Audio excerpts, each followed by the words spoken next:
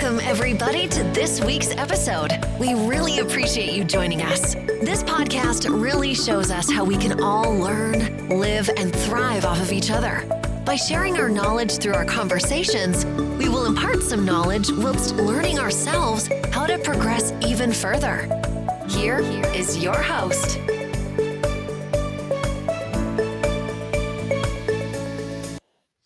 Welcome back to Around the World Today. I'm Terry Davis, and today we continue our journey through the fascinating world of the British overseas territories. Last time, we provided an overview of these unique regions scattered across the globe and discussed the important role for the UK today. We zoom in on a territory that's far closer to home, just south of mainland Europe. That's right, we are talking about Gibraltar, a small but significant British overseas territory located at the gateway of the Mediterranean Sea.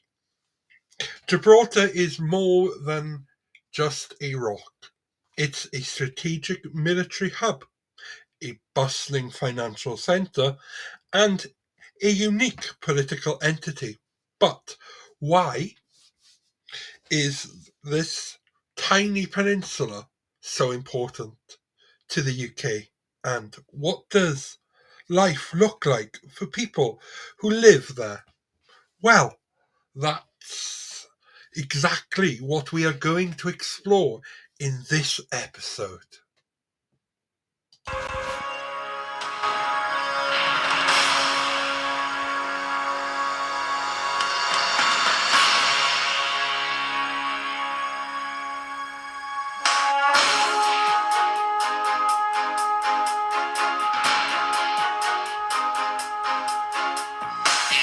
This is the world we live in.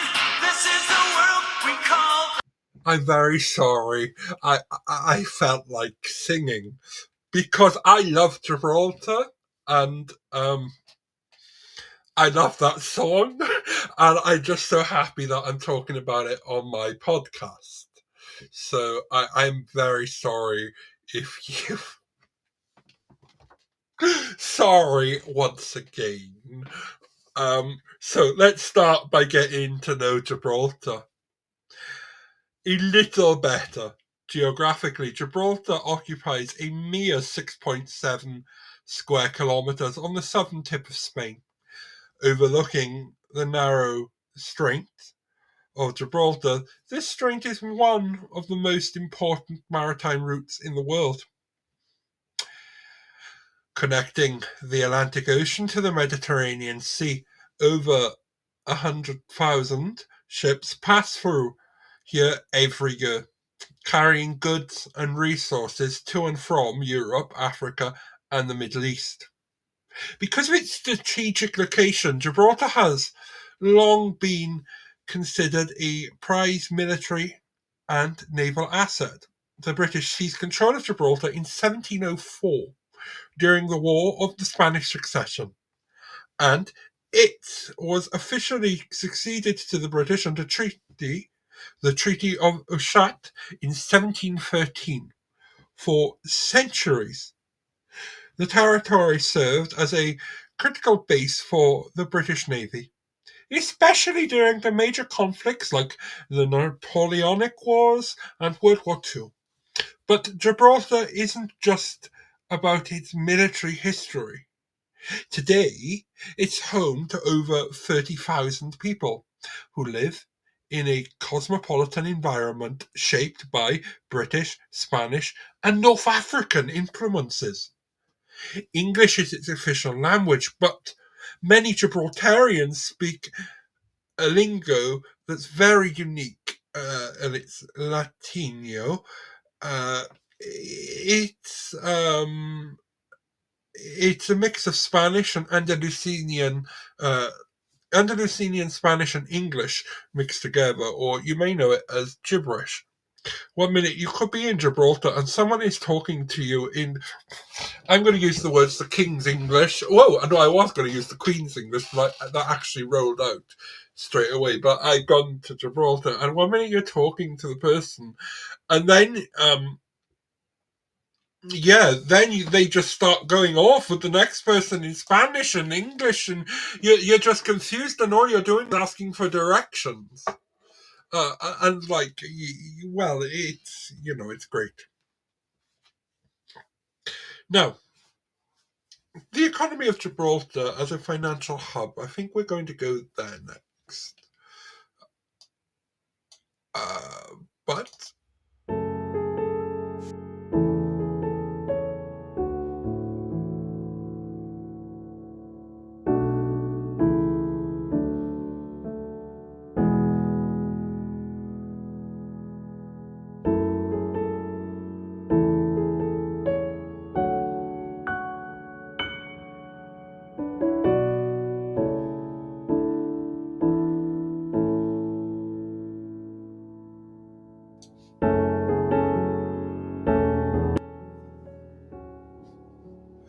the economy of Gibraltar, a financial hub.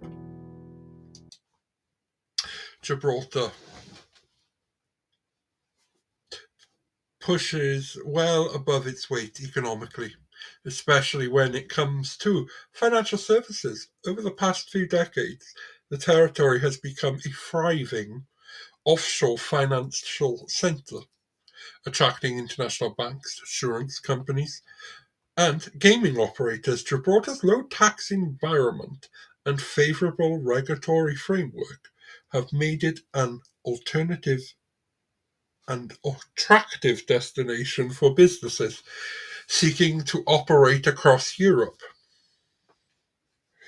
That said, Gibraltar has had to carefully navigate its economic relationship with both the UK and European Union. Before Brexit, Gibraltar enjoyed access to the the EU single market,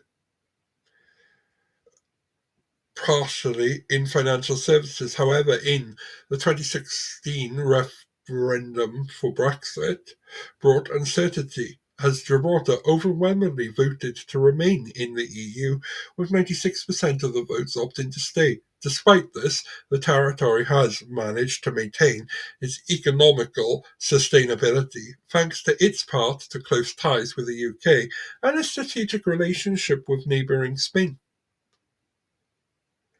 Tourism also plays a significant role in Gibraltar's economy. It's an ironic rock. Its historic fortifications and duty-free shopping attract millions of visitors each year.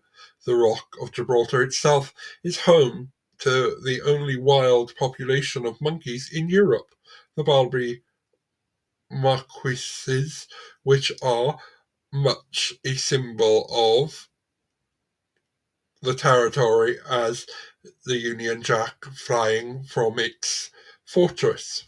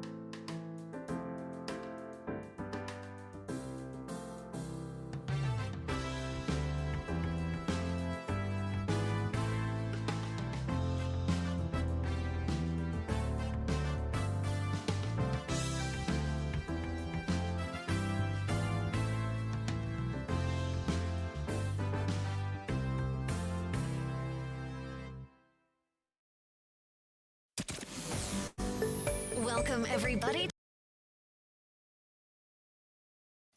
Welcome back. I like that one. Sorry, I just left that play when I was reading a bit about something.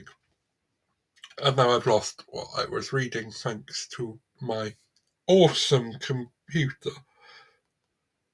But anyway, let me tell you a story about Gibraltar when I try and get back what I was doing. Um, so I went to Gibraltar with my college as part of work experience we did.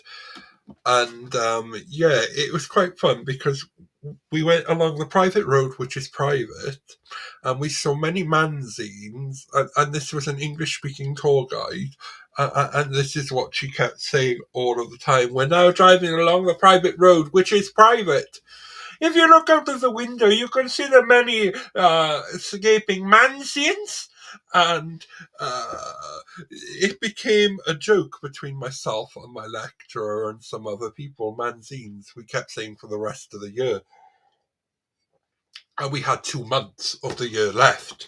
So it became, every time we would see each other, we would talk about it. And we would say, because we were doing communications, as part of our course as well, key skills, we would say that our communications lecturer, Anne Roderick, her name was, yeah, that she would she wouldn't pass her because whenever we would do an assessment as tour guides, Anne Roderick would come and see how our communication skills and assess us for that module. So she wouldn't pass her. But the private road, which is private, and we did get to see dolphins, go on a boat. We got to see the monkeys. We went into caves. We had a nice day in Gibraltar that day. That was in 2005. And Gibraltar, as we're going to find out, has some political turmoil because in 2005, the then Labour Foreign Secretary Peter Hain tried to do a deal with Spain about shared sovereignty, and this was against Gibraltar's will. Now, let's talk about the complex situation of politics that surrounds Gibraltar. The territory has long been a point of contention between the UK and Spain. Spain continues to claim sovereignty over Gibraltar, but the people of Gibraltar have consistently rejected this. In fact, in 2 referendums, one in 1967 and another in 2002, the people of Gibraltar voted overwhelmingly to remain British. The political debate surrounding Gibraltar came to a head with Brexit. As part of the EU, Gibraltar benefited from open borders with Spain, and thousands of people cross the border daily to work in Gibraltar. The border is a lifeline for both Gibraltarians and Spaniards, but Brexit introduced new challenges. Gibraltar had to negotiate a special agreement with the EU to ensure that the border crossings would remain smooth and as they were pre-2020 when the UK left. The UK and Spain agreed on a framework to avoid a hard border. As it stands, Gibraltar remains fiercely proud of its British identity, yet it also seeks to maintain good relations with Spain, its neighbours. The Gibraltarian government, led by Chief Minister Fabian Picardo, plays a delicate balancing act between preserving the territory's autonomy and ensuring economic ties with Europe and the United Kingdom.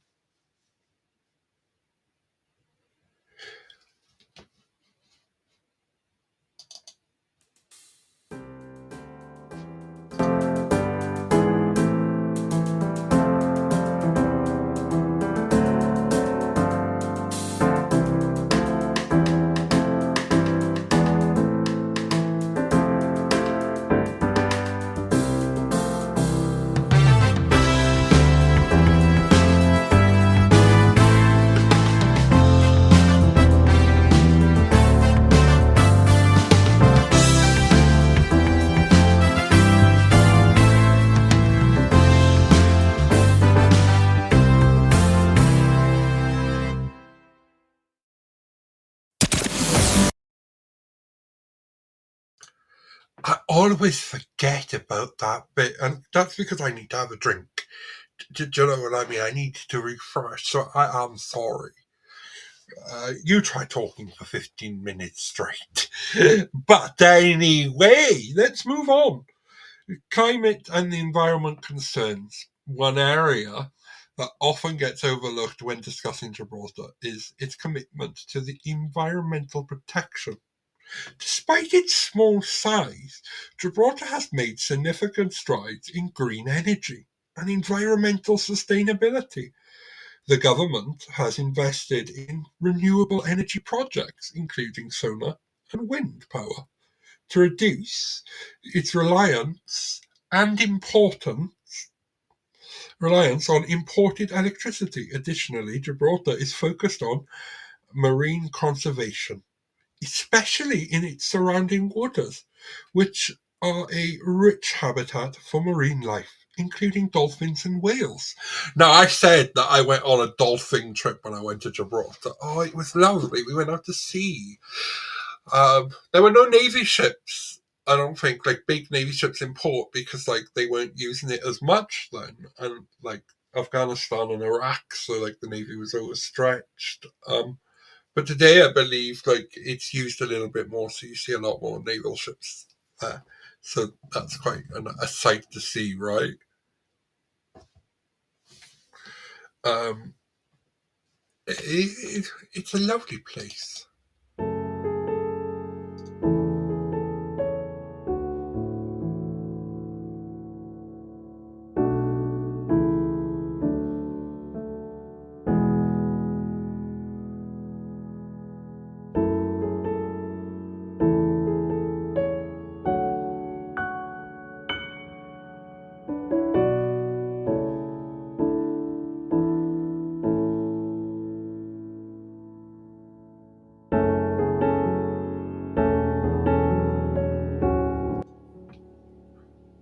Now, if you try and cross over on the border between Spain and Gibraltar, if you go to Spain on a package holiday, you can book a trip normally with any tour operator or any private tour operator in the Costa del Sol.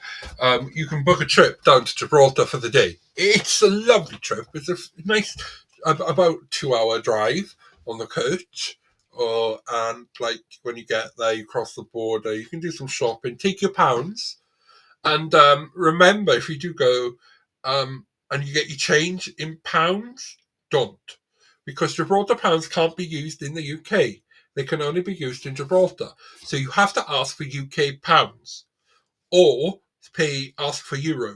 And they go, I don't know if they actually take euro anymore because we're not a part of the EU, but they used to take euro. So be careful with the Gibraltar pounds. Now, in conclusion, so Gibraltar's future and role within the UK. So, what does the future hold for Gibraltar? With its strategic location, its thriving financial sector, and its unique political identity, Gibraltar continues to play a crucial role in the UK's global presence. As the world becomes more interconnected, Gibraltar will have to navigate its relationships, like it's been doing with both the UK and its European neighbours, carefully. But its people remain confident in their British identity. Isn't that nice?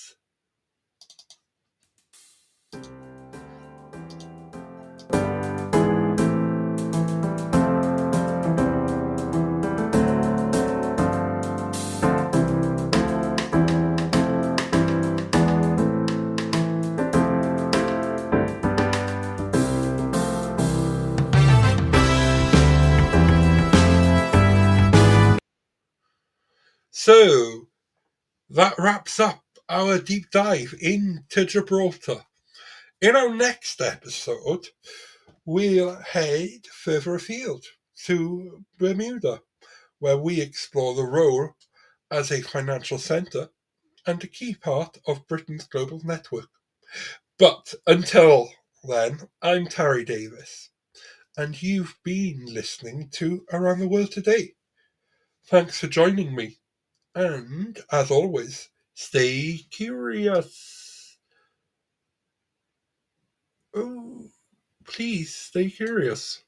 Enjoy your day.